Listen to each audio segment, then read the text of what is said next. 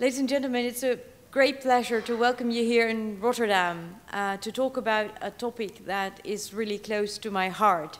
Sustainability in a general sense, but especially also the issue of water management and wetlands is something that we focus on a lot in this city.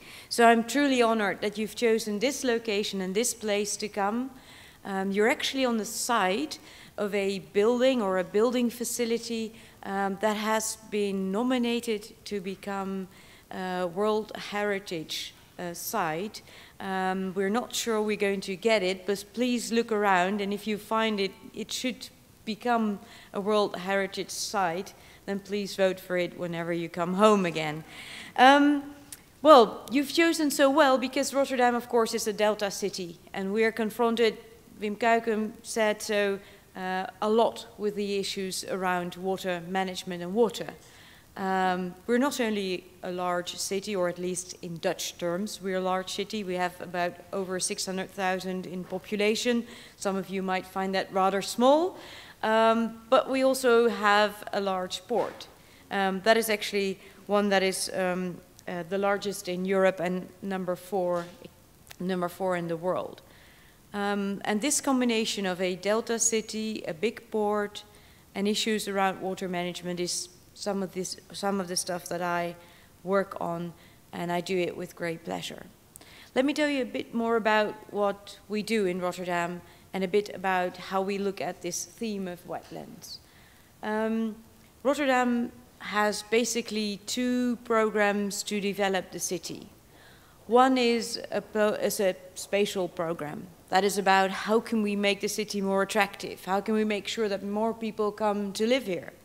How can we make the city more attractive for business? How can we grow the population? How can we accommodate everything that we have and are a very international city with 174 nationalities living and working here next to each other?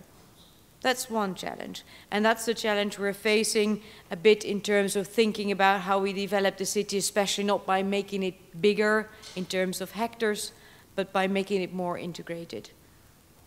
The other thing that we work on is this issue of sustainability.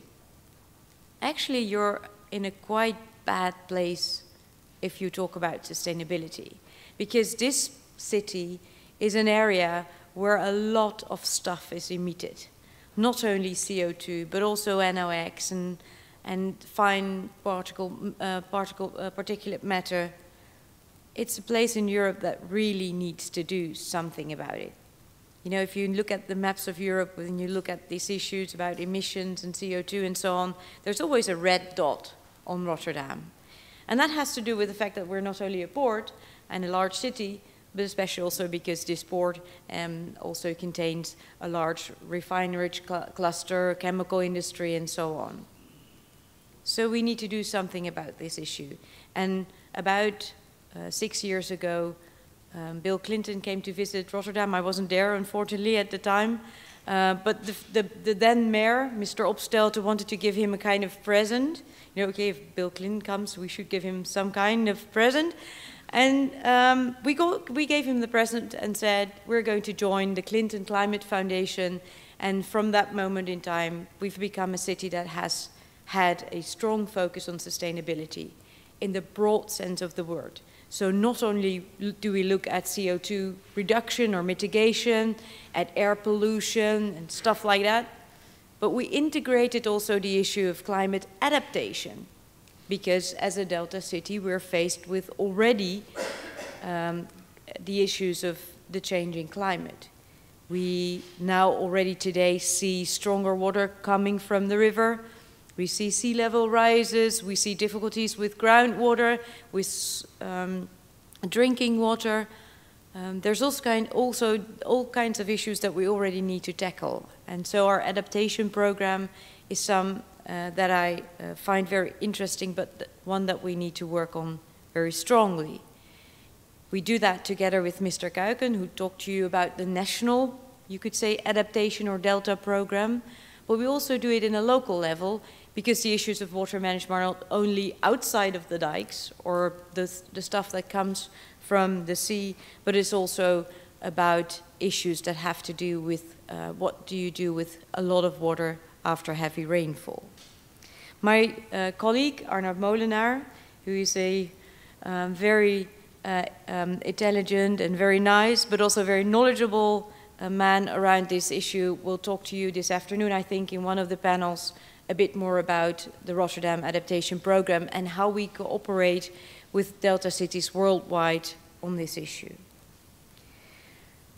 The other stuff around sustainability that we work on is a large program that I won't be too strong about, that I won't be talking too much about, but it encompasses a lot that we do in terms of energy conservation, e-mobility, and issues around capturing and storage of CO2. But let me now get to one of the projects that I would like to show to you about the issue of wetlands. Because one of the ways that we are focusing and trying to focus on solving the problem of this water that is coming from all sides, and sometimes it's not there at all, is a program that is the climate buffer, as it's called, in IJsselmonde. IJsselmonde is a small part of the city, well, it's not so small actually, a bit in the south, and it's quite an interesting project. So this is this part of the city of Rotterdam I'm talking about. It's called, oh, we're going to learn you some Dutch. It says Eiland IJsselmonde, which means island IJsselmonde. It's an island, it's a part of the city, and it's where we are performing a program that is a cooperation of WWF, a local nature conservation group, which is called Arc Nature Development, and they have taken the initiative to build a climate buffer here that is actually supposed to act as a kind of natural sponge that can collect water when it rains and release it again when that is needed. It is actually this sponge, which called a climate buffer, will absorb the first blows of climate change and make sure that we are resulting less on silted rivers. The water and ecology here are working together to make sure that when a lot of water comes, it can be stored for a while and released again when necessary. This climate buffer actually is quite big in terms of Dutch terms, I would say, 1,000 hectares in total. And the project is actually one of the things that we do in terms of our adaptation program. It's based on the ambition and the expertise of a lot of people that work together. So the idea is actually that this project, and I'll show you some more pictures of how it works. No, it doesn't work. Ta. Okay, I'll do the key stuff, yeah. Oh, you do it? Oh. It is okay. Ah, thank you. It's just the artist's impression that I wanted to show you how you can see that this buffer looks like. So it's actually really a wetland area. So it collects also the water, and then again it also releases it when it's necessary or when it can be done. So this is one of the things that we do. But apart from that, our adaptation program is much larger. Arnoud will tell you much more about it. It's about floating buildings, for instance, in order to make sure that you can live on water and therefore have no consequences when the water level rises. It's about water squares and green roofs and green facades that we use.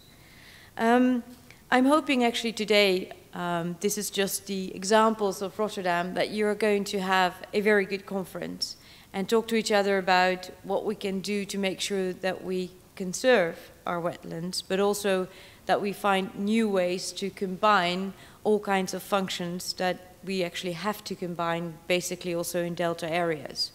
Because usually we're not only trying to conserve nature, which is something that we definitely should do, but also combine it in terms of making sure that we can grow our economy, grow our population, make sure that people can live in cities safely and also in a sustainable way.